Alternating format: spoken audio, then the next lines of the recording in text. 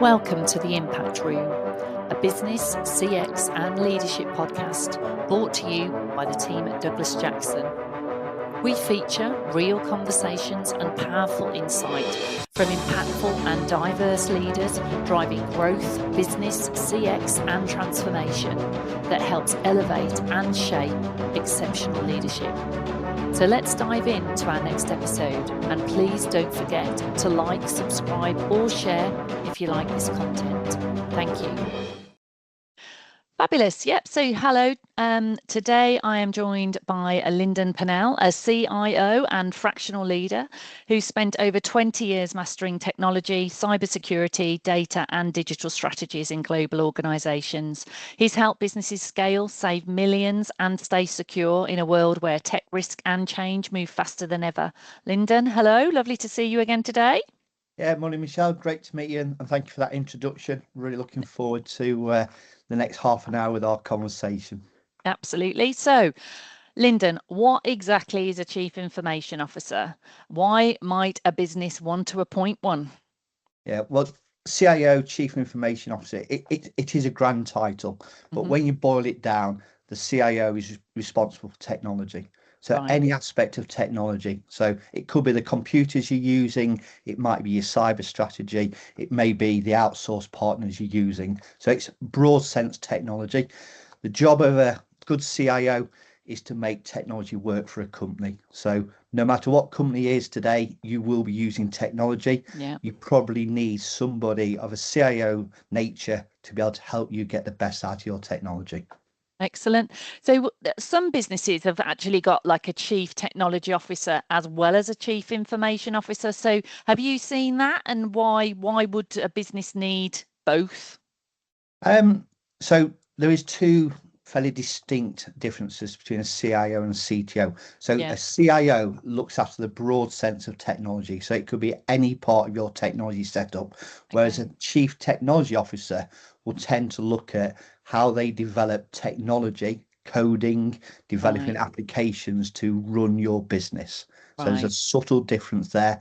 I've worked in many organizations. I've seen CIOs, CTOs work really well together. I've also seen where they can be quite a bit of friction because there is some very similarities in their roles. Interesting. Okay. So as you've sort of touched on already, you know, technology, digital data now, they're so deeply woven into every organization. Where do you think, or what has changed most, would you say, that means those CIO or those digital leaders are needed now more so than 5 years ago, for example? Great question. I would say technology leaders have been needed for a long time. Yeah. But why has it become more apparent in recent years? For me, like we said already, most businesses, in fact, all businesses use technology. So if you're running a business and you want to be a market leader, you need that technology expertise. People like myself that got 20 years of experience, you know, it's our bread and butter.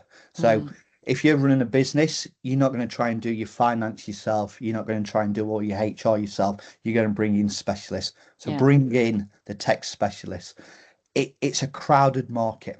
Everybody's trying to sell you technology. So you can quite easily get confused by it. You can quite easily overspend. You can also put yourself at risk if you don't get it right from a cybersecurity perspective. The CIO will come in and give you that security.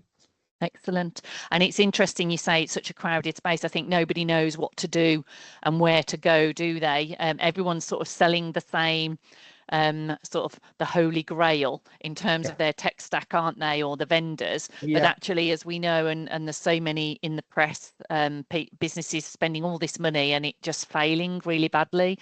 So you're saying that that's obviously where the CIO can come in and really make a difference. Yeah, I mean, technology, you can spend money very, very quickly.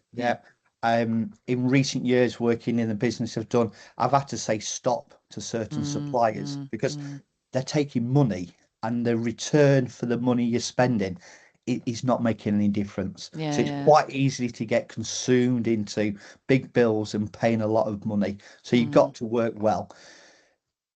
it's evolved now where technology, you can go to a lot of technology suppliers and get very similar products. What you need to find is the right partnerships. And what I tend to find is it comes down to the human touch. Yeah. Have a good relationship with your tech suppliers, have that honest conversation. You're both there to try and make money, you're trying to earn profits for your stakeholders. What's the best agreement? How do you come to that agreement where the relationship with your suppliers is going to give you the right product and your suppliers are going to be happy with what they're getting as well? Interesting. And looking at cybersecurity, it's become such a critical boardroom conversation.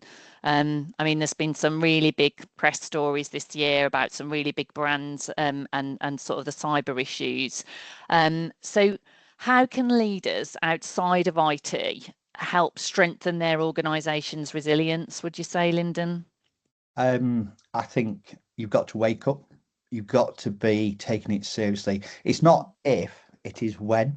Right. And when companies get impacted by cyber, you've seen it, like say in the recent press, 3 big UK brands significantly impacted. Now, they've got the scale and the money to ride through that.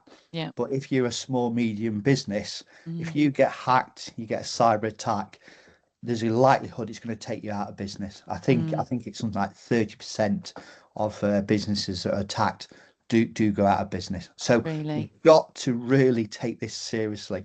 Yeah. You look at some other recent activities across the technology where technology hasn't quite worked for resiliency needs of big organizations. You can go to your partners, you can ask them to do something, but you've also got to have that expertise to say, actually, am I set up securely? Am I doing the right things? Am I protecting myself? Am I ready to respond to a cyber attack? Because when it happens, it's going to happen quick. It's going to take you down. Can I then recover from that? So that business continuity piece is absolutely key. So you're protecting yourself, you're ready, and you can react.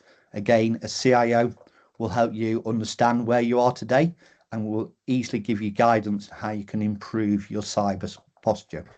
Wow. Okay. So what are, if someone isn't a big enterprise business, as you say, that they're a small to medium enterprise, what are some of the practical first steps that you think they can take to reduce their vulnerability if they haven't got those big level budgets? If you're trying to do it yourself, you need to understand your risk profile. Yeah. Right. And this is where the non-technology people will go, oh, what does that mean? Well, basically sitting down and saying, actually, what is the health of my technology? Yeah. So how well am I setting up my desktops, my laptops? Yeah. If I'm using a cloud provider, what is the configuration? How is that technology set up in the cloud to protect me against cyber? Yeah. So you need to go through and audit it, come up with a risk profile, and you can see where the risks are to your organization. Right. And then again, you've got to take that and say, actually, how do I improve on those risks? What investments do I make? Yeah. So you can do it as a leader of an organization, but again, using a CIO, they can really help you understand that. Yeah. And really, if you were to invest in a fractional CIO, the first 30 days, at the end of that 30 days, you should get a really good health assessment of how your technology, your cyber profile is set up. Right. So you touched on a word there, fractional. This is a sort of new word, and a lot of people ask me, what is fractional? Yeah. So what is fractional, and how could a fractional leader add real value to an organization then, Lyndon? Yeah, I've got to admit, when I decided to move away from my previous career and start offering technology services, I was like, oh, what does fractional mean? Yeah. My view on it is basically part-time resource. Yeah. It's somebody that can come in and work on, not restricted, but a defined amount of hours over a week, over a month, or a period of time, integrate with the business really quickly. That's the key. You don't want somebody who's going to come in and be standoffish. You want somebody who's going to come in, be personable, and make those connections across your business, and then be able to apply the assessment. Yeah. And the assessment's absolutely key. What is your tech doing today? be very, very truthful, and then come up with a plan to improve, where it's required. And for me, that plan isn't about throwing thousands, hundreds of thousands of pounds on it. It's quite often just saying, what am I spending today and how do I get better value for money? That's one thing that I'm really, really passionate about. I was shocked in the last 2 years when I was working with some suppliers and they were saying, oh, it's going to be £1,500 a day for an engineer. And I was like, £1,500? That is ridiculous amount of money. Yeah. If you want to pay me £1,500 a day, I'm absolutely fine with that. But being more serious, you've got to look for value for money. Yeah. And I quite often hear companies say, well, we're only small, we can't really negotiate that. Yes, you can. You've got good money. Yeah. There's a lot of good suppliers out there. Find them and make sure you're getting value for money. Such a good point, that. And I do think, when we've dealt with fractional and part-time appointments, what it also gives businesses is, they can actually get some really top tier talent, can't they? Some FTSE 100 blue chip talent, similar to your background potentially, for a fraction of the price. But you're getting all that breadth and length of expertise, but you're not having the price tag with it, because as you say, you can parachute someone like you in, you can just spend a little bit of time, get huge amounts of value and that little bit of extra security from the end of it, right? Yeah, and I'm lucky. I've got quite a diverse network, and I was talking to a friend that works in the food industry. Yeah, so very, very different to me. And I was talking to him about how I felt going into this fractional part-time world, because I'm used to doing a 36, 40-hour week, week in, week out, getting a paycheck every month. That's the way I've been programmed. I was going, it feels a little bit odd. And this friend was saying, Lyndon, think about the quality. Yeah. If you can go and help a company with, a day a month, but you're going in and giving them quality advice, quality guidance on how to run their technology, that is a golden ticket. But it's just that mindset that you don't need to be 40, 45 hours a week working through the big portfolios. It's about giving really good advice based on your past experiences and your knowledge of today's technology markets. So when you sort of touched on this auditing and sort of going in and this health check, so I mean, do you think that realistically that and I know it's difficult to put a time on it, but could a small to medium-sized business, get something, as you say, of real value from someone like yourself, a fractional CIO or similar, within, do you think, that first 30, 60, 90 days? I mean, what does that typically? I think personally, if you haven't got a good understanding within 30 days, the audit's not working. Yeah. Right. Now, why is that? It might be the CIO stepped into something that it's a little bit beyond their capabilities. So, you've got to be realistic that you're not going to be able to do every single piece of work that comes your way. So you be true to yourself as a CIO. The other barriers, it could be the business just doesn't want it. Yeah. So for me, if I was to go into a company, it's about building those relationships. So you're going to have a lead person within that organization, which you would hope is going to be bought into what you're going to be doing. And then you're going to identify stakeholders across that organization, even into their supply chain, even into their customer base, and go and do an interview. Yeah. So you're going to interview people, how is your technology running for you today? So that might be somebody in the front line. Oh, well, it's great, but I always have these kind of problems. So you want that honesty. And then when you ask for evidence, so it might be, let's take an easy one. Our systems are always falling down. Yeah. Our systems are available on a Monday morning. So I would be saying, can I have some information on that? If that information isn't provided, it's going to hamper me. But if you go in and you understand what's needed, you've got the support of the stakeholders and you've got the access to the information, you can easily do a good assessment, provide outputs and recommendations on how you improve your technology within 30 days. Interesting. Good. Thank you for sharing that.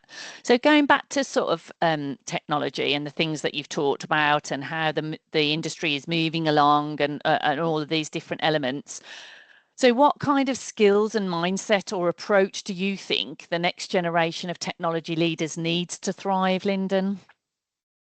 I'd broaden this out, not just technology leaders, but I think leaders in general. You've got to be open-minded, haven't you? You've got to be able to take in lots of information about what your customers want, what your employees want, and what your suppliers want. Yeah. If you close down and you're saying, I don't need AI, as an example, you're going to be falling behind very, very quickly. Yeah. So be open to change, take on new ways of working. With technology, it's so vast, so broad. Don't think you know all the answers.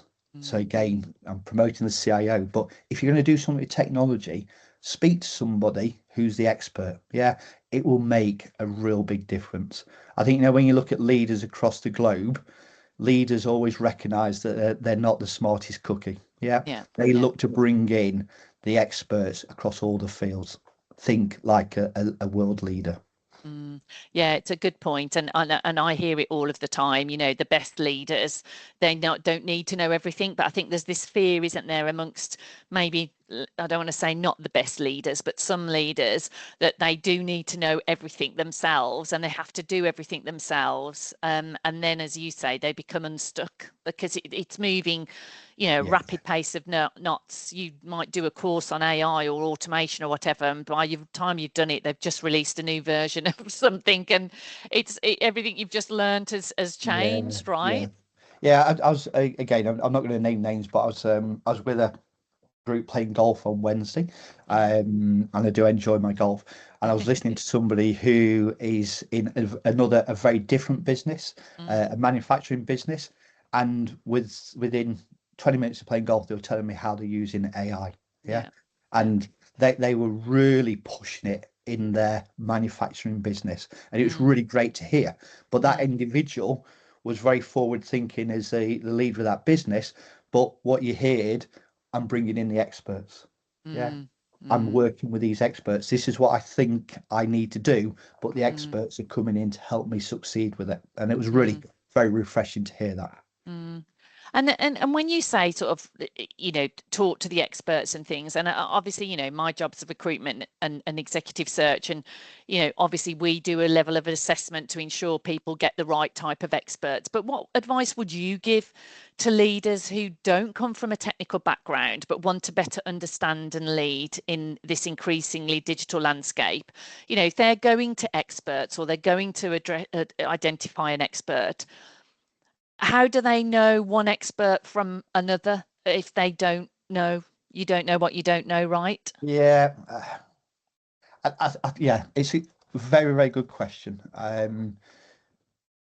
I think you've got to rely on a couple of things. One is you as an individual. You've got to build a relationship with your suppliers, so your tech suppliers. So you need to go and talk to your tech suppliers and say, actually, do they have a similar kind of work ethic?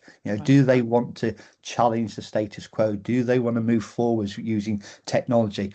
Are they going to be honest with me? And that for me is that human interaction. So find the right suppliers. Don't try and change the world today. Start small. So if I think back a few years ago, we automated building servers.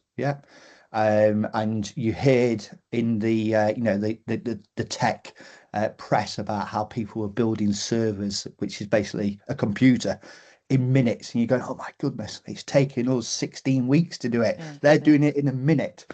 So we couldn't go from 16 weeks to a minute. It took about a year to go from 16 weeks to 6 days. So they're big organizations developing technology. So whether you're small, medium, large, think about small ideas, start it, run it, build it out. Don't try and change the world in a day. That's some good advice and interesting. And if you think about it, do you think that's part of the problem when it comes to tech projects? Because we're sold the dream, and the dream is, these big the big wins, the silver bullet. Yeah. Do you think businesses ignore so many of those smaller steps that might get them to those big wins? But obviously it is a long-term journey, right?